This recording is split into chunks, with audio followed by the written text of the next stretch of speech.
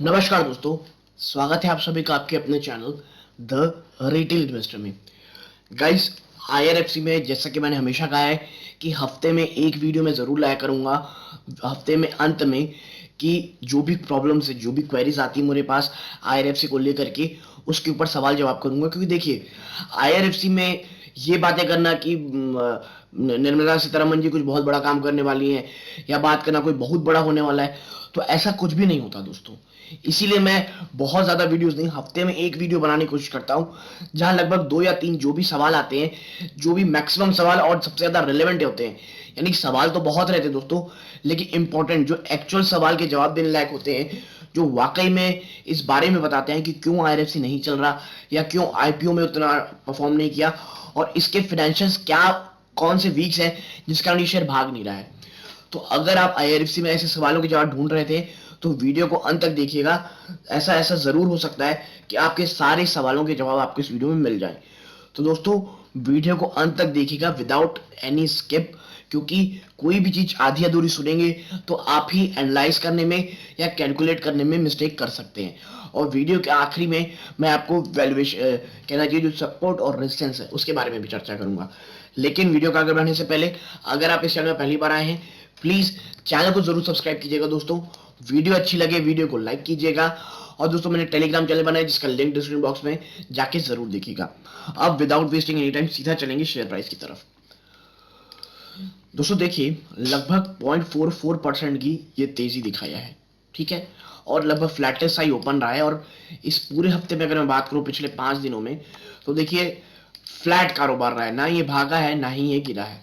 और next week यानी आप मान लीजिए कल आने वाले हफ्तों में भी कोई इसमें बहुत बड़ी, मैं कहूँगा, रैली नहीं आने वाली।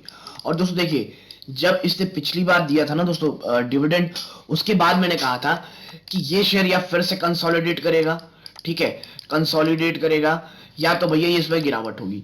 तेजी की कोई भी बात, कोई भी कहना चाहिए स्पेकुलेशन लगाना गलत होगा। और आप देखिए ये सिर्फ और सिर्फ कर रहा है क्या, तो कंसोलिडेशन। अगर मैं आपको पिछले 1 महीने का इसका चार्ट दिखाऊं आईआरएफसी का, तो आप पाएंगे कि ऐसा इसमें कुछ भी नहीं हो रहा है कि जिस बात देखिए 45 पैसा केवल नीचे गया है और देखिए 2% भी गिरावट नहीं हुई है। मैंने कहा था आपको कि देखिए मेनली अभी इसमें इन्वेस्टर केवल एक चीज के लिए आए दोस्तों, वो है डिविडेंड के लिए। कोई भी जो भी इसमें इन्वेस्टर है, खास करके मैं कहूंगा जो स्मार्ट इन्वेस्टर्स हैं, वो इसमें एक डिविडेंड प्ले के लिए आ रहे हैं। और सिर्फ एक ही चीज की दोस्तों दिखाई दे रही है, वो है एक्यूमुलेशन करना निचले स्तरों पे।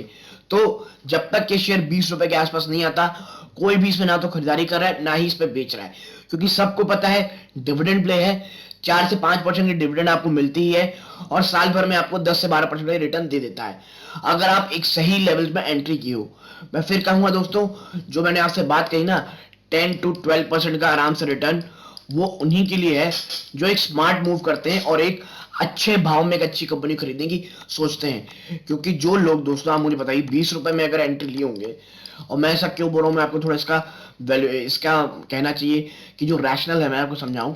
आप पिछले 6 महीने में देखिए शेयर को, अगर आप यहाँ एंट्री लेंगे, देखिए 25 रुपये 85 पैसे में, 85 पैसे में, और यहाँ एंट्री लेंगे, तो दोस्तों ये गलत है ना। ये आपको क्यों, आपको ये, आप इसमें जो रिटर्न है वो आप कमा ही नहीं पाओगे, क्योंकि ये ऐसा है इसका लेवल 25 से लेकर के 28, कि इसके आसपास रिटर्न अगर आप एंट्री लेंगे तो सिर्फ और सिर्फ एक चीज पाएंगे, वो है लॉस।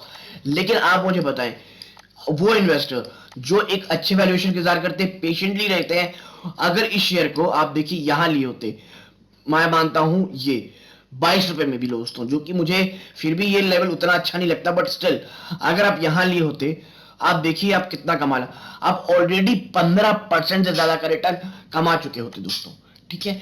तो वही बात है, एंट्री, ठीक है, एंट्री दोस्तों प्लस एग्जिट, ये बहुत ही ज्यादा जरूरी है एक शेयर के लिए जानना। और देखिए, आप, मैं नहीं कहता 15% ही कमा लिए होते, आप भाई 5% कम डाउन होते, आप 10% कमा लिए होते। तो वही कारण है दोस्तों कि एक एंट्री और एग्जिट बहुत जरूरी है। और प्लस दोस्तों इसने डिविडेंड भी अभी दिया था जो 70-75 पैसे का, तो इसीलिए for a long term investor बहुत अच्छा दोस्तों ये एक लेवल्स था, ठीक है। लेकिन मैं फिर कहूंगा आराम से, कौन सी करेक्ट लेवल हो सकते हैं मैं साथ आगे चर्चा करूंगा। देखिए, सबसे पहला जो क्वेश्चन अच्छा लगा था कि भाई आईपीओ जो बाकी आईपीओ थे और आईआरएफसी जो था इतना अंडर परफॉर्म क्यों किया? तो इसका जवाब काफी अच्छा है दोस्तों। देखिए देखिए Paytm, SGS enterprise, Fino payment bank, Aditya Birla, Sun Life AMC, Car Trade Tech, Krishna Diagnostic, Windlas Biotech, Gland Pharma Life Sciences, Suryoday small finance bank, Kalyan jeweller and IRC were the biggest losers with double-digit decline amongst IPOs that listed in 2021. Over what are the key reasons for such underperformance? What should investor do with these kind of stocks and what should an investor learn from this? देखिए इन्होंने जो नाम लिए इतने सारे stocks के, plus इन्होंने आखिरी में कहा है कि ये जो थे ये डबल डिजिट दोस्तों लॉस दिए थे अपने इन्वेस्टर को जिन्होंने आईपीओ के लिए निवेश किया था। तो ऐसा क्यों होता है और इससे बचने के लिए हमें क्या करना चाहिए? तो किसका आंसर था, the key reasons for the underperformance for the few IPOs were their valuations. Some of these IPOs were at an expensive valuation as compared to their peers and were shown lesser interest by the institutional investor. दोस्तों देखिए कई IPOs ऐसे आए थे ना जो बहुत ज्यादा महंगे थे अपनी वैल्यूएशन से, ठीक है।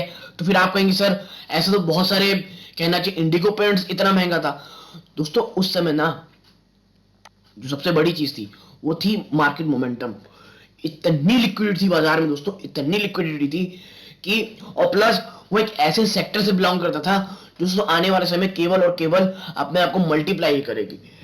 इसीलिए वो चीजों के साथ, और इस समय दोस्तों जब ये सब आए थे पहला इनका बिजनेस दोस्तों अनसर्टेन था। अब मैं आपके साथ बात करूं कृष्णा डायग्नोस्टिक्स की, ये जब आईपीओ रिलीज हुआ दोस्तों तो कोविड वेव जा चुकी थी और सबको ये पता था कंपनी सिर्फ और सिर्फ जो पिछले 2-3 सालों में पैसा आया था उसको भुलाने के लिए, यानी कि उस चीज को भुलाने के लिए और पैसे जनरेट करने के लिए आईपीओ ला रही है। पेटीएम में क्या हुआ दोस्तों, इतनी एक्सपेंसिव वैल्यूएशन थी।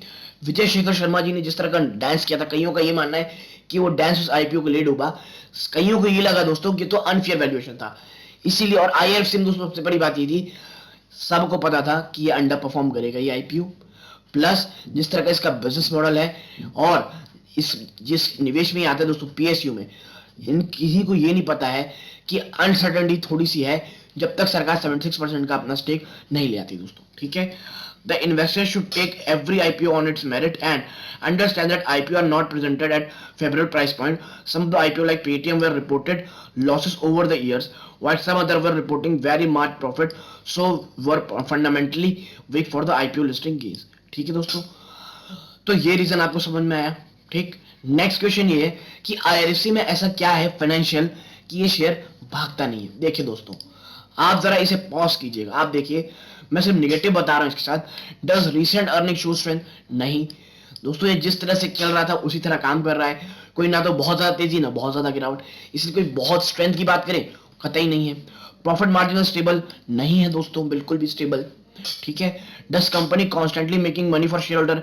ये तो आप शेयर होल्डर आपको खुद पता है, इसका आंसर नहीं है। Company with low debt? दोस्तों ये तो हो ही नहीं सकता, फाइनेंस कंपनी है, फाइनेंस करती है गवर्नमेंट के प्रोजेक्ट्स और रेलवे, और फाइनेंस कंपनी अक्सर हाई डेट में रहती है दोस्तों।